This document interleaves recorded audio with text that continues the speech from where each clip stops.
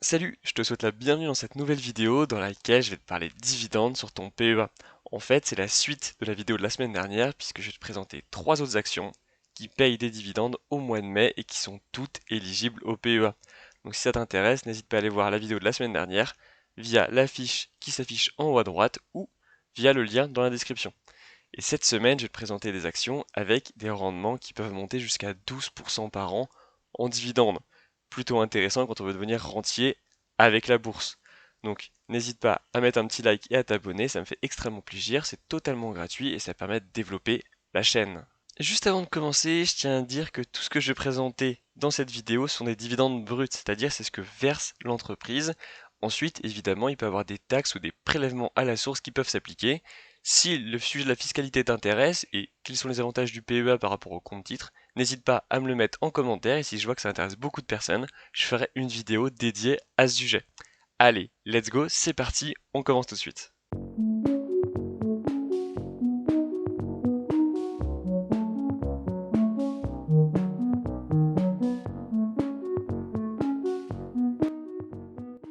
La première action que je vais te présenter cette semaine, c'est Eiffage. Je pense que tu la connais, c'est une entreprise spécialisée dans le BTP, une entreprise française qui est donc éligible au PEA.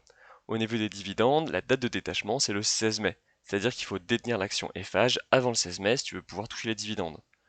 La date de paiement, c'est 2 jours plus tard, le 18 mai. C'est-à-dire que si tu investis sur Eiffage sur ton PEA, le 18 mai, tu récupéreras les dividendes directement sur ton PEA. Au niveau des chiffres, c'est 3,1 euros par action, ce qui représente 3,3% de rendement annuel, ce qui est plutôt honorable. Et en plus, Eiffage, c'est une grosse boîte, donc il y a grande chance que ce dividende soit plutôt sûr, d'autant plus que le ratio de distribution n'est que de 39%. C'est-à-dire que Eiffage utilise uniquement 39% de ses bénéfices pour les verser en dividendes. Ils sont largement capables, donc en coup dur, d'augmenter ce ratio pour pouvoir quand même payer les dividendes. Rentrons maintenant dans le vif du sujet et regardons le chiffre d'affaires d'Eiffage. J'ai ici le chiffre d'affaires entre 2017 et 2021 et je me suis amusé à le répartir en fonction des 5 secteurs d'activité d'Eiffage. Ils sont positionnés à la construction, c'est-à-dire qu'ils vont tout simplement construire des immeubles. Dans l'infrastructure, c'est tout ce qui va être construction par exemple de routes, d'autoroutes, d'aménagements urbains et ainsi de suite. D'énergie système, c'est tout ce qui va toucher aux gestions d'énergie et à la construction de systèmes énergétiques. APRR, je pense que tu en as déjà entendu parler, c'est une entreprise qui va gérer des autoroutes. Par exemple, si tu vas dans l'est de la France, il y a de grandes chances que tu utilises des autoroutes qui sont gérées par APRR. Et ensuite, tout ce qui va être concession, c'est tout ce qui va être conception et aider les clients à concevoir leur immeuble ou leur infrastructure. Ainsi de suite, c'est tout simplement une aide, un service que va fournir Eiffage à des clients pour construire des grosses infrastructures. Commençons par regarder le chiffre d'affaires global d'Eiffage. En 2017, il était de 17,5 milliards d'euros. En 2018, il est monté à 19,1 milliards. En 2019, il a encore un petit peu monté à 20,7 milliards d'euros. Pour rechuter en 2020, bon là le Covid est arrivé, à 18,5 milliards d'euros. Et ensuite, il est remonté en 2021 à 21,3 milliards d'euros. Donc on voit qu'en moyenne, déjà, le chiffre d'affaires augmente, sauf petite chute en 2020 qui s'explique du fait des nombreux confinements en France et de la pandémie mondiale qui évidemment a ralenti l'économie au global. Mais bon, déjà, on voit que ça monte, donc c'est plutôt bon signe.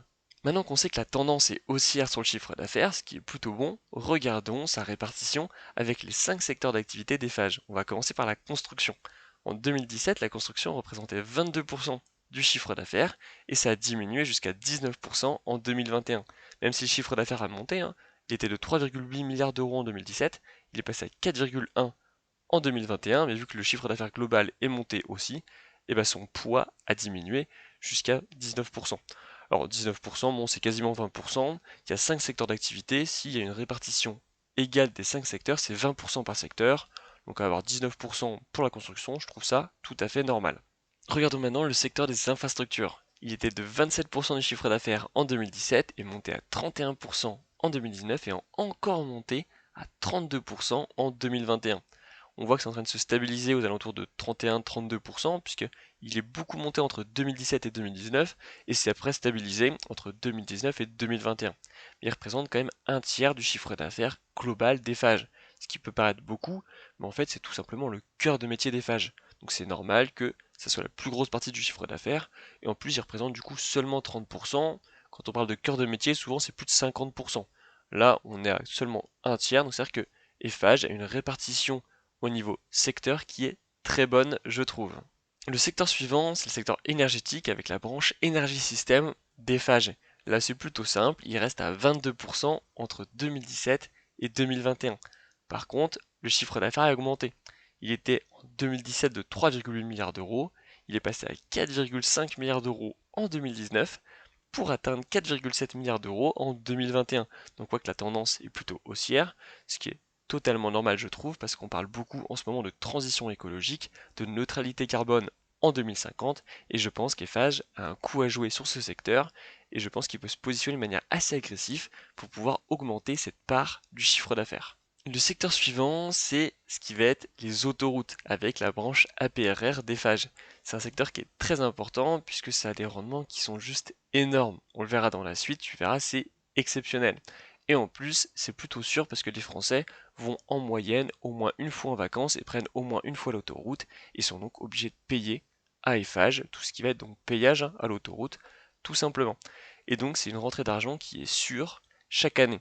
Alors ça représente une part assez faible de leur chiffre d'affaires, mais pour moi c'est une base solide sur laquelle ils peuvent s'appuyer et donc leur permettre d'investir dans d'autres secteurs et se développer dans le futur. En 2017, les autoroutes représentaient 14% du chiffre d'affaires, avec un chiffre d'affaires de 2,4 milliards d'euros. En 2021, c'est un peu diminué, avec seulement 12% et un chiffre d'affaires de 2,6 milliards d'euros. En fait, le chiffre d'affaires est plutôt stable. Il vacille entre 2,2 milliards, c'était en 2020 et en plus c'était en pleine période Covid, à 2,6 milliards d'euros en 2021, qui est le record aujourd'hui pour les autoroutes pour Eiffage. Et vu que le chiffre d'affaires augmente, bah évidemment la part des autoroutes va diminuer mécaniquement, mais il va toujours avoir une rentrée d'argent qui est régulière et importante pour Eiffage. Le dernier secteur d'activité, c'est les concessions, c'est tout simplement les services que va fournir Eiffage à ses clients. Là, c'est plutôt stable. Entre 2017 et 2021, ça varie entre 14 et 16%. Bon, c'est plutôt en phase descendante, hein. C'est passé de 16% en 2017 à 14% en 2021. Mais le chiffre d'affaires est monté, c'est juste qu'en fait, bah, les autres chiffres ont monté un petit peu plus vite. Donc mécaniquement, la part des concessions a diminué. Mais là, c'est pareil, hein, il y a des rendements qui sont très intéressants. Et c'est une base solide pour Eiffage et ça lui permet d'avoir une rentrée d'argent qui est quasiment sûre. Qu'est-ce qu'on peut conclure sur le chiffre d'affaires? La première chose, c'est qu'il monte. Donc évidemment, c'est bon signe, c'est-à-dire que la santé financière d'Eiffage est plutôt bonne. La deuxième chose, c'est que la répartition est bonne, on n'a pas un secteur qui est prépondérant par rapport aux autres. Donc s'il y en a un qui va un peu moins bien, bah les autres vont pouvoir compenser. Et en plus, ce qui est intéressant, c'est qu'on a deux secteurs, les autoroutes et les concessions, qui représentent aux alentours de 30% du chiffre d'affaires, qui eux vont permettre d'avoir de l'argent de manière régulière et en plus avec des rendements assez intéressants. Et justement, en parlant de rendement, j'ai ici les marges opérationnelles des 5 secteurs d'activité d'Eiffage. Le premier, la construction, la marge opérationnelle est de 3,7%, ce qui est assez faible. Tout ce qui va être énergie, c'est 5%, ce qui est déjà mieux, mais qui n'est pas non plus énorme. Les infrastructures, c'est encore pire, on est à 2,9%, donc là c'est vraiment très faible. Par contre, tout ce qui va être autoroute avec la branche APRR, c'est une marge de 73,7%. C'est juste énorme. Donc là, ça va être vraiment des rentrées d'argent régulières et ultra rentables pour Eiffage. Pareil pour la concession, c'est une marge opérationnelle de 44,5%. C'est juste énorme aussi. Donc on voit, j'avais dit que 30% du chiffre d'affaires, c'était les autoroutes et la concession. Donc on voit que ces 30% ont une marge opérationnelle qui est juste énorme. Et pour moi, ça va être la base vraiment, la vache à lait en fait, d'Eiffage. Autre point important pour Eiffage, c'est son endettement. Il était de 10,4 milliards d'euros en 2017, il est un tout petit peu monté en 2018 avec 10,5 milliards d'euros, et ensuite il a fait que descendre. En 2019, il était de 10,2 milliards d'euros, 9,8 milliards d'euros en 2020, donc là on a passé la barre des 10 milliards, et ensuite il est passé en 2021 à 9,3 milliards d'euros. Ce qui est intéressant, c'est que de 2017 à 2021, l'endettement d'Eiffage a diminué de 10,6%. Ce qui est plutôt bon, moins l'endettement dit moins d'intérêt à rembourser et donc plus d'argent à verser aux actionnaires sous forme de dividendes.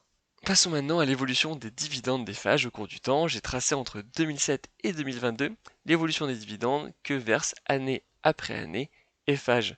Déjà entre 2007 et 2015, ce qu'on peut voir, c'est que c'était plutôt stable, avec un dividende de 1,2 € par action.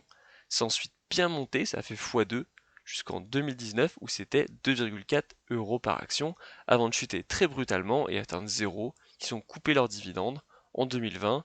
Bon, ça, c'est l'effet Covid. Et ensuite, ça s'est bien repris puisque c'est 3,1 € par action en 2022.